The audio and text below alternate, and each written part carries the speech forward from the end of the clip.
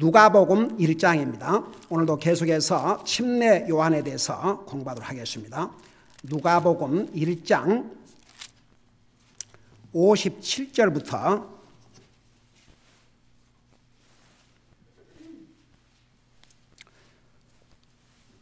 57절부터 몇 절을 그 이하 몇 절을 같이 읽겠습니다. 64절까지 읽으십시다. 시작. 이제 엘리사벳이 해산할 때가 다 되어 아들을 낳으니 그녀의 이웃과 사촌들이 주께서 그녀에게 큰 긍휼 베푸신 것을 듣고 그녀와 함께 기뻐하더라. 여드레 되는 날 그들이 아이에게 할례를 행하러 와서 그의 아버지의 이름을 따라 그를 사가랴라 부르매 그의 어머니가 응답하여 이르되 그렇지 아니하니 그를 요한이라 불러야 하리라 하매 그들이 그녀에게 이르되 내 친족 중에 이 이름으로 불리는 이가 없다 하고 그의 아버지에게 손짓하여 어떻게 그를 부를지 물으니 그가 글 쓰는 판을 달라고 하여 쓰며 말하기를 그의 이름은 요한이라 하매 그들이 다 이상히 여기더라. 즉시 그의 입이 열리고 혀가 풀리며 그가 말을 하여 하나님을 찬양하니 아멘. 앉으시 바랍니다. 침례 요한의 그 출생, 탄생의 그 역사를 지금 우리가 공부하고 있습니다. 이 사가랴가 아들이 자식이 없어서 자식을 달라고 평생을 기도한 것 같은데 막상 자식을 하나님께서 기도를 들으시고 주시겠다 그러니까 사가랴가 그걸 믿지를 못했지 않습니까? 네가 믿지 않으므로 인해서 아들을 낳을 때까지 벙어리가 되리라. 보세요. 하나님께서 자식이 태어나기 전에 자식을 낳을 것이라는 약속과 더불어 태어날 아이의 이름까지도 지어줬습니다. 특이한 예입니다. 우리 구약 성경에 이삭을 하나님께서 낳기 전에 한번 생각해 봐요. 그 당시에 40세에 결혼한 것도 빨리 결혼한 것 아닌데 22여 년 동안을 하나님 앞에 부르짖고 기도했는데 아들을 주었지 않습니까? 그리고 이삭이라는 이름까지 지어줬죠. 우리야 여기에 뭐 자식 못 낳아서 어려움 당한 사람들이 없으니까 정말 그런 고통을 모르겠지만 정말 자식이 없는 사람의 심정에서 생각해 봐요. 그게 얼마나 고통스러운 일인가. 근데 이제 우리 믿는 사람들도 이렇게 기도하면서도 때로는 믿음으로 기도하지 못할 때가 있어요. 그러니까 사가랴도 기도를 했지만 인간적인 면에서 자기 아내를 봐도 그러고 자기를 봐도 이건 더 이상 자식을 놓는다는 것은 불가능한 일이 됐거든요. 그러니까 아마도 이 성경에 그렇게 자세하게 기록되어 있지 않지만 아마 사가랴가 어디까지 기도를 했냐 그러면 아직도 자기 아내나 자기가 부부로서의 자식을 낳을 수 있는 그런 상황까지는 기도하다가 그것을 지나니까 기도를 중단할 수도 있어요. 근데 하나님께서는 그들의 기도를 들으셨다고 그랬거든요. 근데 사가랴가 막상 하나님께서 자식을 낳을 것이라 그러고 그 이름을 요한이라고 했음에도 불구하고 이제 그 믿지를 못하니까 벙어리가 되지 않습니까? 근데 이제 해산 날 돼서 자식을 낳았어요. 그러니까 그의 친척들이 다 모여서 아버지의 이름을 따라서 사가랴 주니어 그 미국 사람들은 그 아버지 이름을 따서 그 아들을 똑같은 이름으로 해가지고 뭐 주니어, 뜨드 이런 식으로 이름을 많이 짓지 않습니까? 그러니까 이제 사가랴의 주니어로 이렇게 이름을 지으니까 어머니가 왜냐하면 이 엘리사벳도 같이 들었거든요. 어머니가 그 60절에 응답하여 이르되 그렇지 아니하니 그를 요한이라 불러야 하리라. 그러니까 주변 그 친척들이 내 친척 중에 이런 이름으로 불리는 이가 없다. 그래갖고 이제 이 이름 짓는 일로 지금 이 친척들끼리 이제 문제가 생겼어요. 그러니까 이제 나중에 그의 아버지에게 아직도 지금 말을 못하고 있거든요. 그 아버지에게 손짓해서 그의 이름을 어떻게 부를 것이냐. 아직도 지금 사가랴는 벙어리가 돼갖고 말을 못하고 있죠. 그러니까 63절에 쓸 것을 달라 그래가지고 그 이제 썼는데 그 이름을 요한이라고 하니까 다 이상히 여겼다고 그랬어요. 근데 이제 그 요한이란 이름을 쓰자마자 64절 보니까 즉시 그의 입이 열리고 혀가 풀리며 그가 말을 하여 하나님을 찬양했다고 그랬습니다. 그러니까 여러분 보세요. 믿음이라는 게 사람의 생각으로 다 계산해보고 믿는 것은 그건 믿음이 아니에요. 사람의 생각으로 계산할 수 없는 것을 믿는 것이 믿음입니다. 그러니까 이제 사가랴도 평생을 기도했지만 정말 자식이 태어날 그 순간까지는 아직도 그 마음속에 정말 그럴 수 있을까 했는데 이제 태어났고 주님께서 지어주신 이름 그대로를 요한이라고 쓰니까 그 혀가 풀렸다고 그랬습니다. 그가 말을 하자마자 그 첫마디가 하나님을 찬양했다고 그랬습니다. 제가 오래전에 그 어떤 아리크를 읽으니까 이 지구 땅에서 가장 범죄율이 낮은 나라를 찾아보니까 어느 섬나라였답니다. 그래서 어떻게 해서 이 나라는 이렇게 범죄율이, 내가 그 나라 이름이 얼른 생각이 안 나는데 이렇게 범죄율이 낮냐 그랬더니 It's amazing. LA에 있는 어느 그 침례교 목사님이 그 나라 국왕의 초청을 받고 그 나라에 갔어요. 그래서 그 양반이 갔다 와서 글을 쓴 내용인데, 여러분 보통 자식이 태어나면 말을 가리킬 때 첫 단어가 뭐예요? 뭘 가리켜요? 엄마 아빠죠. 근데 그 나라에서는 애가 태어나자마자 제일 첫 마디를 하나님을 부르도록, 하나님 이름을, 그게 엄마 아빠보다도 제일 먼저 부르는 말이랍니다. 저는요 참 그 기사를 읽으면서 이 지구 땅덩어리에 아직도 이런 나라가 있다는 거 얼마나 감사한지 몰라요. 여러분 기도해 주세요만은 그 지난주에 이 월남 사람들인데 이 학교를 알아보러 왔어요. 그 알고 봤더니 이쪽 지금 바로 여기 좀 지나가면 월남 교회가 있습니다. 거기 나가는 크리스천들인데, 그러니까 자기 자녀들 더 이상 공립학교 계속 보내기가 여러분 지금 공립학교 선생님이 아이들의 인격을 상관하겠습니까? 그들에게 대한 무슨 책임감을 가지고 가르치겠습니까? 그러니까 이제 크리스천이다 보니까 이 아이들을 크리스천 스쿨을 보내야 되겠다. 근데 이제 그렇다고 해서 크리스천 스쿨 비싸거든요. 그러니까 이제 그런 거 저런 거 알아보려고 오면서 그 물어본 말 중에 이제 우리 큰딸하고 대화를 했는데 이 가르치는 커리큘럼 중에서 성경이 있느냐고, 성경을 가르치냐고.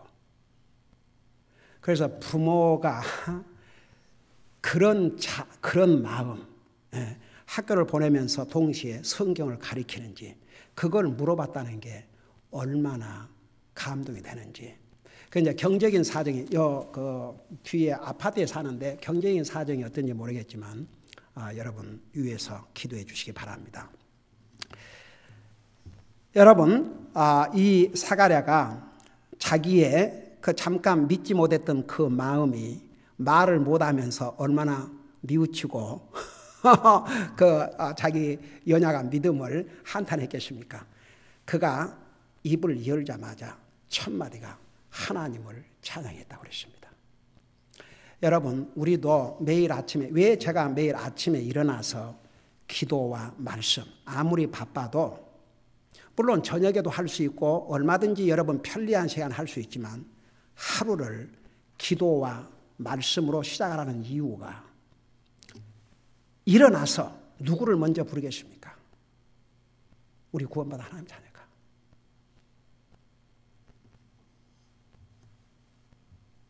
자식, 남편, 그 누구를 부르기 전에 주님을 부르고 하루를 시작한다는 게 이게 얼마나 큰 블레싱입니까? 그 많은 시간을 빼앗아 가지 않습니다. 우리가 아침에 일어나서 하나님 앞에 무릎을 꿇고 나의 아버지 하나님, 나의 주님, 지난밤도 아버지 은혜 가운데서 편히 쉬게 하시고 오늘도 건강한 몸으로 하루를 살아갈 수 있도록 제게 생명을 주시고 건강을 주신 것을 감사드립니다. 그리고 성경을 펴놓고 하나님의 음성을 듣고, 그게 여러분 그리스도의 삶에서 그게 아무것도 아닌 것 같이 생각하는 사람도 있겠지만, 아무더라도 기도하면 되지, 아무더라도 그렇지 않아요. 보세요. 오 주여, 아침에 주께서 나의 목소리를 들으시리니 아침에 내가 주께 기도하고 바라리다. 그러면 낮에 기도하면 안 들으십니까? 하나님께서 안 들으십니까? 밤에 기도하면 안 들으십니까? 하나님 기도 들으십니다. 그러나 우리 아침 시간을 우리가 잠자고 나서 제일 먼저 우리의 입을 벌려서 내 주님, 나의 아버지를 부른다는 게 이게 얼마나 아름답고 하나님을 기쁘게 하는 첫 출발이냐고 말입니다. 그래서 참 이렇게 이제 하나님의 사람들의 그 모습을 보면 그들의 연약한 점이 있지만, 그러나 그들을 보면 참 우리가 본받아야 될 아름다운 면들이 얼마나 많은지 몰라요. 65절 보시 바랍니다. 그들 주변에 거하던 모든 사람에게 두려움이 임하고 이 모든 말이 유대의 온 산간 지방에 두루 널리 퍼지며, 그러니까 침례 요한은 태어나기 전부터 그 임신 중에 태어나면서 계속 하나님의 놀라운 영광을 나타내고 있죠. 그러니까 이 모든 사건을 들은 그 주변 사람들에게 두려움이 임했다고 그랬습니다. 무슨 두려움? 하나님의 능력은 정말 엄청나구나. 저 노인들이 자식을 낳았다는 것도 신기하고, 그리고 이름, 그 하나님께서 이름을 지어준 거거든요. 그러니까 이 일어난 모든 사건들을 보고 하나님에 대한 그 두려움.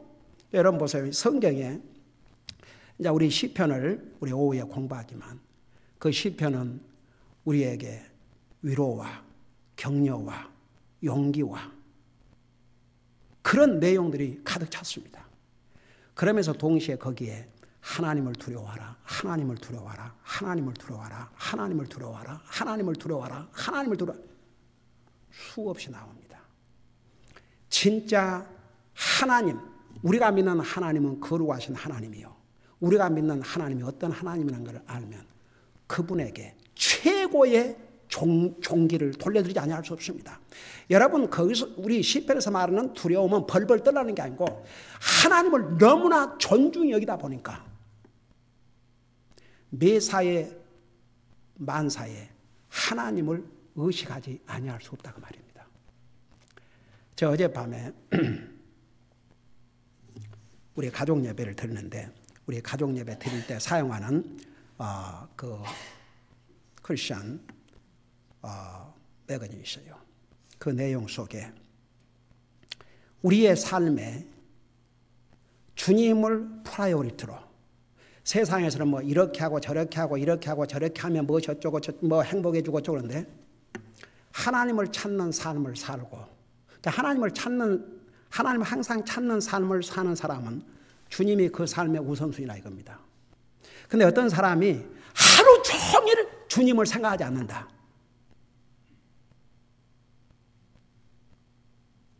그 사람의 프라이오리티가, 우선순위가 어디 있겠냐 이겁니다. 한 가지 분명한 사실은 주님은 아니라는 거죠. 근데 저는 이제 어제 우리 가족하고 그런 얘기를 했어요. 이것이 과연 우리에게 가능하냐? 돌아가면서 하루 종일 주님을 생각지 아니하고 하루를 보낼 수 있는 게 가능하냐, 가능하지 않냐? 다 고개를 젓는 거예요. 불가능해요. 그게 가능합니까? 주님을 믿고 사는 사람에게 하루 종일 주님을 생각하지 않고 지나간다. 그게 가능한 일입니까? 저는 가능하지 않다고 봅니다. 믿는 사람에게 이것은요, 자식을 가진 부모가 자식을 완전히 100% 깜빡 잊어버리고, 그거 거의 불가능하거든요. 그러니까 정말 하나님을 하루 종일 한 번도 생각하지 않고 살아간다. 그건 저는 제 경우나 내 가족, 뭐 여러분도 마찬가지지만 불가능하다고 봅니다. 그런데 하나님을 우선순위로 하고 사는 사람은요, 하나님을 항상 생각하지 아니할 수가 없습니다. 여러분 어떤 면에서는 그리스도인들은 자식보다도 부모보다도 아내보다도 남편보다도 더 생각을 하고 살아야 될 줄로 믿습니다. 직장이나 사업이나 그 어떤 것보다도. 그러니까 여러분 항상 우리 그리스도인이 나를 구원하신 그 하나님, 그 하나님에 대한 그 레버런스, 그런 그 경외함, 그 두려움, 이걸 가지고 있으면요, 우리가 함부로 살 수가 없습니다. 우리의 삶을 점검하지 아니할 수가 없습니다. 내 생각, 내 행동, 내 삶 전체를 그냥 하나님 상관하지 않고 자기 멋대로 살 수가 없습니다. 하나님 생각하지 않을 수가 없습니다.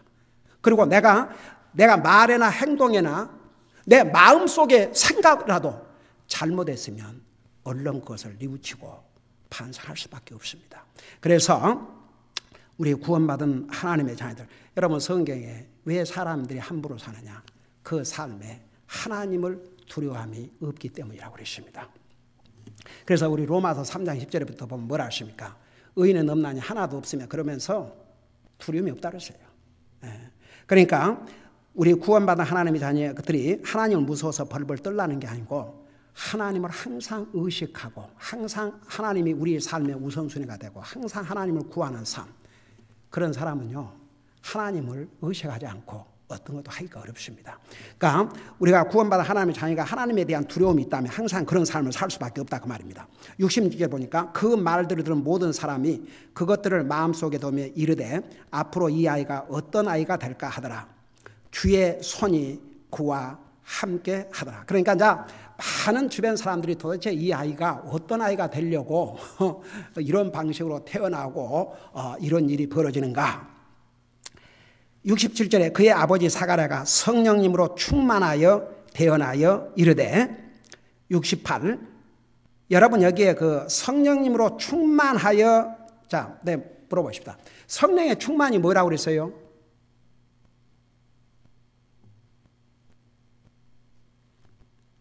성령의 충만이 뭐라고 그랬습니까? 뭐가 성령님의 충만함입니까? 아는 사람은 대답해요.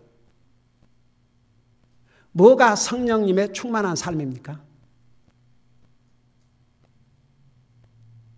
좀 생각해 봐요. 좀 생각을 해보고 그러고 답을 해야 여러분들 좀 기억을 하지. 성령의 충만함이 뭐라고 그랬습니까?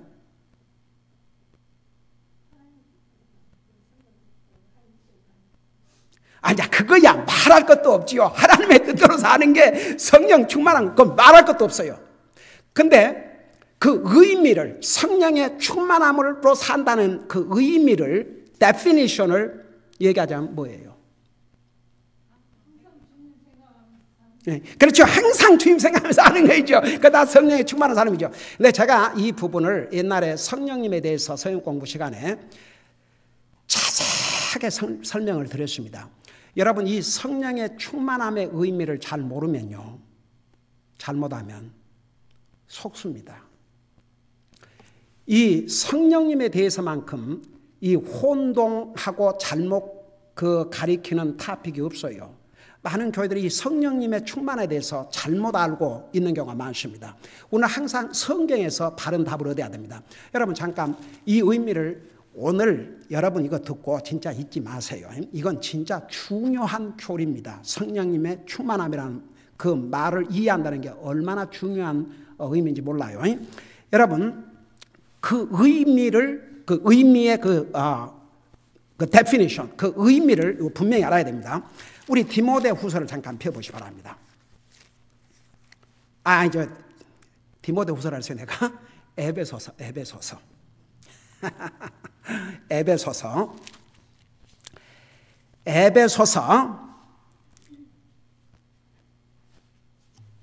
5장 18절을 보시기 바랍니다. 에베소 5장 18절.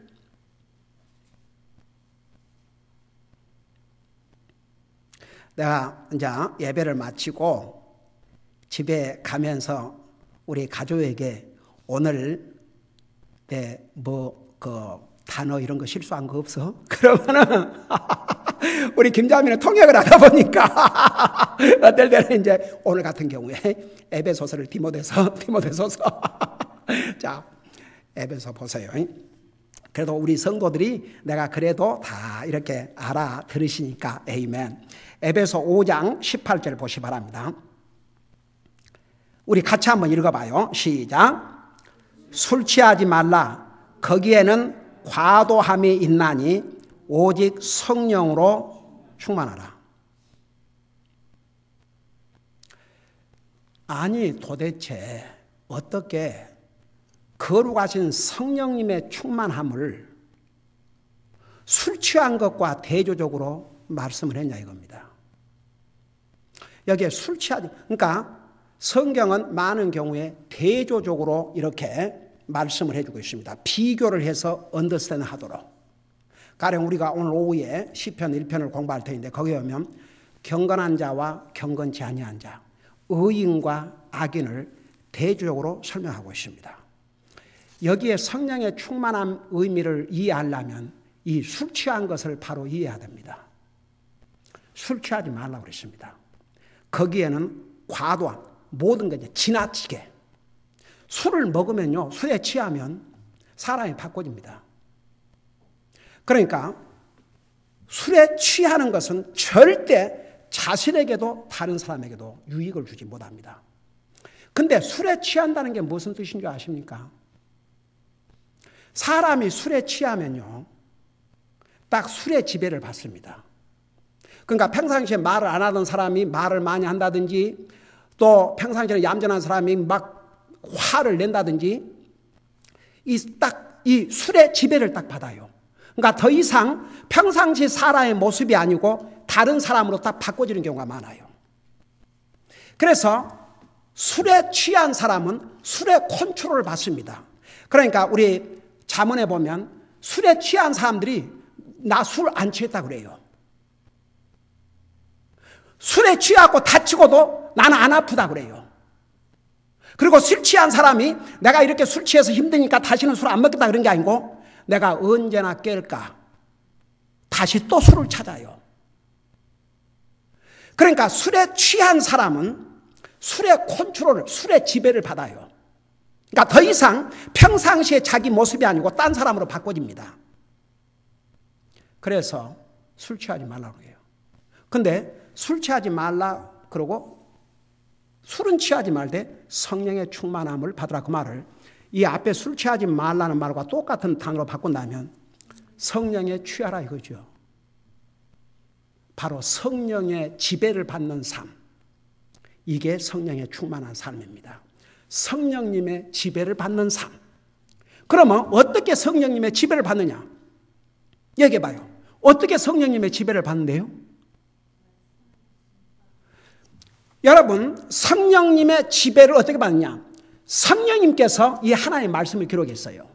그러면 성령의 지배 받는 사람은 이 하나님의 말씀에 하라는 건 내가 하기 싫어도 하는 사람은 성령의 지배를 받는 사람이에요. 내가 하고 싶어도 하나님의 말씀 때문에 안 하는 것은 성령님의 지배를 받는 삶이에요. 하나님의 말씀에 순종하는 삶. 이게 성령의 충만한 삶입니다. 여러분, 근데 이제 많은 경우에 꼭 무슨 방언을 하고 이래야 성령의 충만함. No. 이 성경을 에베소서를 잘 보세요. 술 취하지 말라. 성령의 충만함을 입으라. 그러니까 술 취한 사람은 술의 지배를 받듯이 성령의 충만한 사람은 성령의 지배를 받고 사는 사람. 그러면 성령님께서 우리를 어떻게 지배하느냐? 그분이 기록한 하나님의 말씀을 통해서. 그래서 그 하나님의 말씀을 통해서 우리가 내가 정말 내키지 않고 순종하고 싶지 않아도 순종을 하면 이 사람은 성령의 충만한 삶을 사는 사람이에요. 그러니까 예를 들어서 여러분 성경은 수없이 기도하라. 여러분 기도하기 싫어도 기도하면 이 사람은 성령의 충만한 삶을 사는 사람입니다. 그러니까 성령의 충만한 삶이 무슨 즉흥적인 무슨 감정 막 기분이 좋아지고 막 갑자기 온몸 이런 게 아니고 하나님의 말씀에 지배를 받는, 하나님 말씀에 컨트롤을 받는 삶. 그러니까 나는 하기 싫지만 내 감정은 하고 싫지만 환경은 그럴 상황이 안 되지만 하나님의 말씀이기 때문에 순종하고 살면 그게 성령의 충만한 삶입니다. 여러분, 예를 들어서 우리는 육신을 가지고 있기 때문에 어떨 때는 피곤하고 힘들고 그러니까 뭐 그냥 기도도 잘 안 되고 성경도 읽고 싶지 않고 그렇지요. 그러지만 그때그때 기분과 환경과 육신의 상태에 따라서 해버리면 이 사람은 성령의 충만한 삶을 사는 게 아니라 결국 자기 편리한 대로 사는 것이요. 그러나 환경은 어렵고 육신은 지치고 하지만 하나님의 말씀에 순종하려고 노력하는 사람은 성령의 충만한 삶을 사는 사람입니다. 그러니까 보세요. 이 사가랴가 다시 우리 돌아가서 누가복음 1장에 보면 이제 더 이상 그 사가랴가 처음에는 천사가 그런 것을 알려줬을 때 그런 내용 알려줬을 때 어떻게 이런 일이 있을 수 있는가 이렇게 부정적이었지만 이제는 하나님의 그 능력을 체험하고 나서 이제는 온전히 하나님의 말씀에 순종하는 거죠.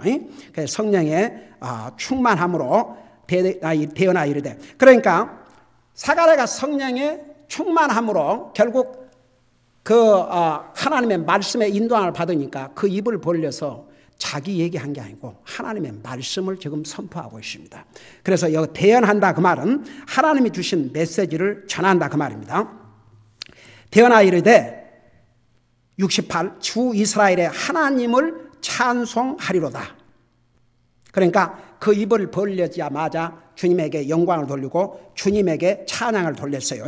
그분께서 자신의 백성을 돌아보사 구속하시고 우리를 위하여 구원의 뿔을 자신의 종 다윗의 집에 이렇게 세우셨으니 그러니까 여기에 예수님을 예언하고 있어요.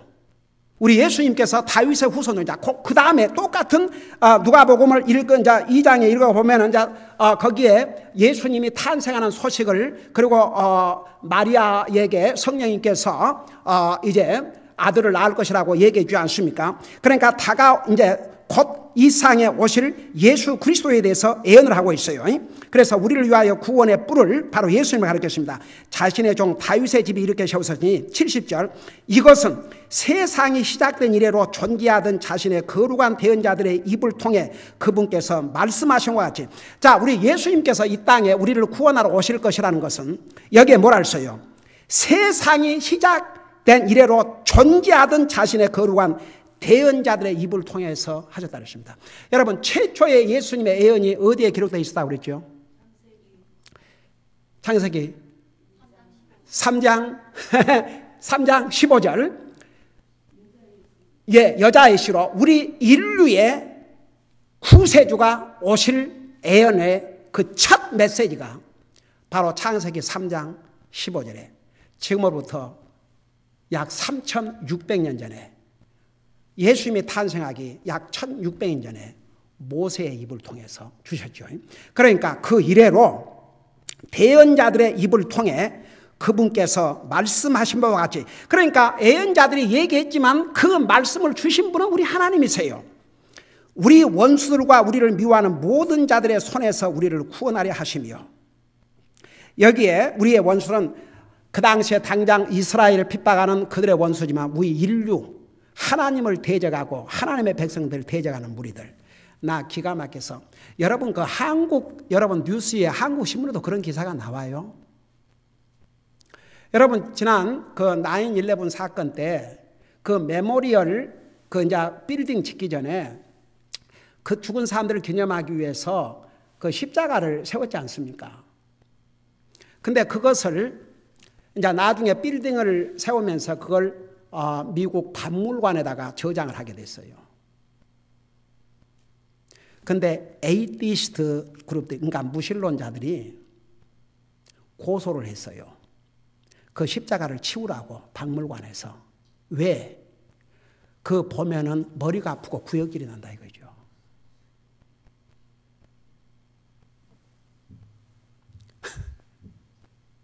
그러니까 우리 고린도서에 가보면 십자가가 멸망한 자들의 그러니까 십자가가 구원받지 못할 자들에게 멸망받을 자들에게는 거의 부끄러운 것이 되고 이 사람 역겹지만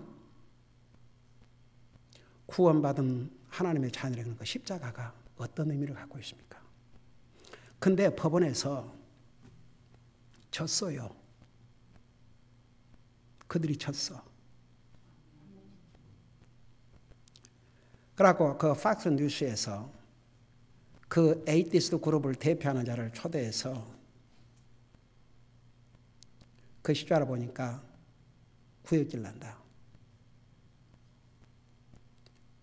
그게 그러면 그 십자가 그러니까 너희들 몇 사람 때문에 대다수가 그 9/11을 추모하는 의미에 세운 그것을 너희들이 구역질 난다고. 얼마나 너희들은 톨러런스, 쉽게 말하면 그러니까 모든 사람을 다 억셉트하고 모든 사람에게 관용하고 그걸 부르짖는 너희들이 그리스도인에게만 그리스도인들과 연관된 것만큼은 못 견뎌하는 얼마나 위선적이고 더블 스탠다드 이중 기준을 갖고 있는 것이냐. 할 말이 없는 거죠. 그러니까 보세요.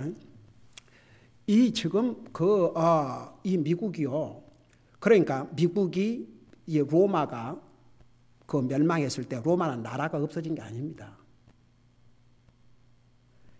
세계에 대한 리더십을 잃어버렸고 그 나라는 이제 완전히 정복된 나라에서 다 이제 철수를 했고 힘을 못 쓰는 그리고 정말 벨보를 넘는 가난한 나라로 전락됐듯이 미국은 이번에 그 정책으로 유크레인 이 사태에서 미국이 얼마나 정말 리더십이 없고 미국이 얼마나 세계에 대한 영향력을 잃었는지 러시아 대통령이 이 미국을 알기를 우습게 알고 거기다가 군대를 갖다 놓고도 그따 우리 침략한 적 없다. 탱크를 보내놓고도 거기 사람들이 우리 그 러시아 사람들이 도와달라고 그래서 간 것뿐이다. 미국은 계속 미국이 이 상태로 간다 그러면 미국은 세계에서 영향력을 상실하고 미국을 또 하나의 그 유럽의 그러니까 그게 뭐냐면 가난한 부자들 돈 뺏어갖고 가난한 사람들 먹여 살리자. 여러분 보세요. 하나님이 주신 원리를 어느 국가도 하나님이 주신 원리는 열심히 일하는 자에게 그 수고의 대가를 주고 성경에 일하게 시거든 먹지도 말라고 그러십니다. 그게 하나님의 원리입니다. 그래서 이 자본주의라는 게 성경의 원리입니다. 공산주의는 뭡니까? 개인의 재산 소유권을 부인하고 하나님을 부인하고 모든 사람들이 공동적으로 소유한다. 그래서 공산주의가 시작할 때 그들의 유토피아 그걸 건설하자 그랬지만 그게 됩니까? 하나님의 질서를 거슬리면 결코 복이 될 수가 없습니다. 공산주의는 실패했습니다. 여러분 중국이 지금 이 정도 경제에 성장을 한 것은 정체는 공산주의지만 경제는 누구부턴가 주울레 그 다음에 있었던 등소평 그 사람이 서방의 경제 정책을 받아들이므로 그래도 중국이 굶주림에서 미원하게 된 겁니다. 그러니까 보세요. 어떤 정부도 하나님의 말씀, 하나님의 원리를 거슬리면 절대 국가에 복이 되지가 않습니다. 그러니까 여러분 여기에 70절 우리 원수들과 우리를 미워하는 모든 자들의 손에서 우리를 구원하려 하시며 그것은 당시의 이스라엘의 원수일 뿐 아니라 하나님과 하나님을 대적하는 모든 그 원수들을 여기는 다 포함하고 있습니다.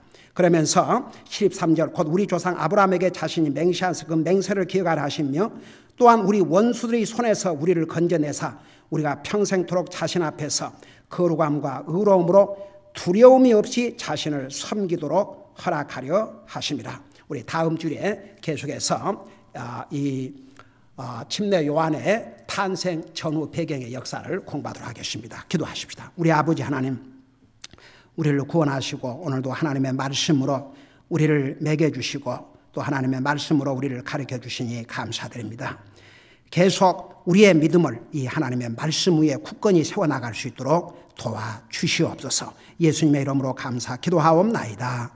아멘.